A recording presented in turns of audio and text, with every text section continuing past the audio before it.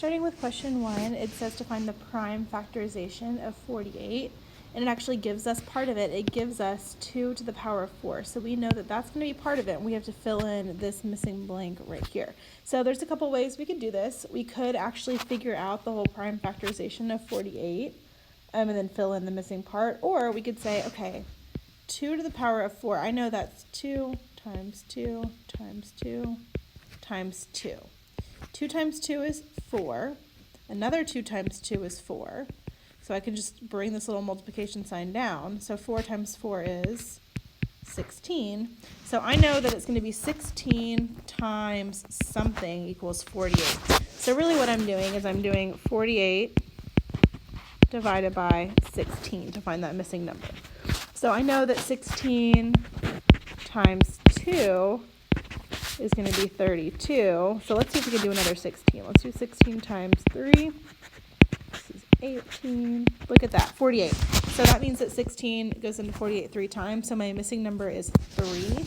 And I always want to check, since this is prime factorization, 3 is already a prime number. Good, but if it wasn't, I would have to turn it into a prime number by doing prime factorization.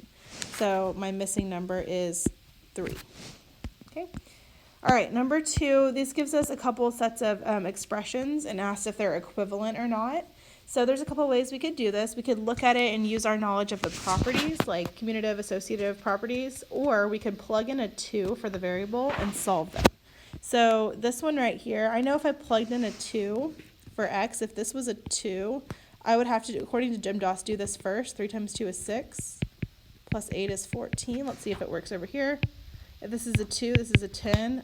3 times 10 is 30. So no, they are not equivalent. And I also know that because of the associative property. We're not all using one operation, so we can't use the associative property here. All right. X minus 7 and 7 minus x. I know because of the commutative property that these are not equivalent, because commutative property only works for addition and multiplication. But just to double check, if I plug in a 2 minus 7, if I start with $2 in my bank account, take away 7, I have negative $5. But if this is a 2 right here, if I have 7 minus 2, I'm just left with positive 5. So these are opposites. All right, I know the associative property works for addition, so I know that because of the fact that I'm only using addition here, okay, that this is going to work because it doesn't matter who's grouped with who. The associative property tells me they're going to be equivalent. If I wanted to check, I could plug in a 2, so I'd have to do this first. So 8 plus 4 is 12, and then 2 plus 12 is 14. And then over here, 8 plus 2 is 10, plus 4 is 14. Look at that.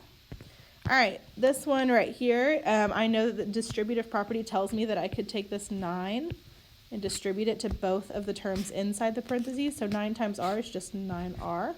And then 9 times 3, it doesn't have it solved, but I know that 9 times 3 would be 27. But it just has it as 9 times 3, so this is equivalent. Okay, so it went no, no, yes, yes.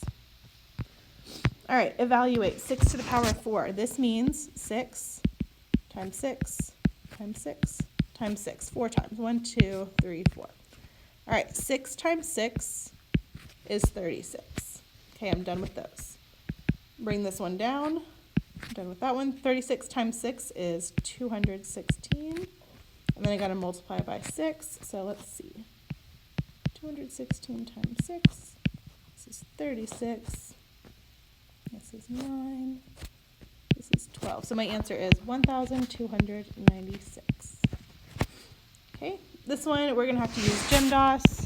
I'm going to write it over here so I can remember. First, I want to look for any groups that I have. This is a group right here. Now, inside my group, I have multiple steps, so I still want to go through GymDOS. Continuing with GymDOS, I don't have any more groups, so now I have to look at exponents. I do have an exponent, so let's do that first. So I'm going to rewrite my problem, only changing one step at a time so we don't make any mistakes. 2 to the power of 3 means 2 times 2 times 2. 2 times 2 is 4, times 2 is 8. Just rewriting the problem. All right, I still have a group, so I'm still on my G step. So 8 minus 1 is 7, so now I have 14. 7 minus 8 plus 4. Okay, I don't have any more groups, and I dealt with my exponent already, so I'm done with that. So now I'm doing multiplication or division, whichever comes first. I don't even have any multiplication, so I'm just going to go right here to my division. 14 divided by 7 is 2. All right, no more multiplication or division, so I'm working on addition or subtraction. Remember, we go left to right. So I'm going to start here with 2 minus 8. If I start with $2 and I take away 8, I actually have negative 6 plus 4. And then if I put $4 back, I have negative 2.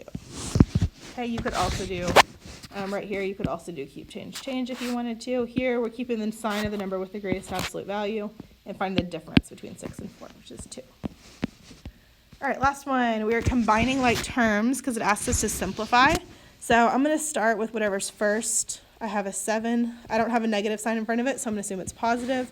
I'm going to look for anything else that it's on its same team. Remember, it doesn't have a variable after it. It's not a coefficient, so that means I'm looking for another constant.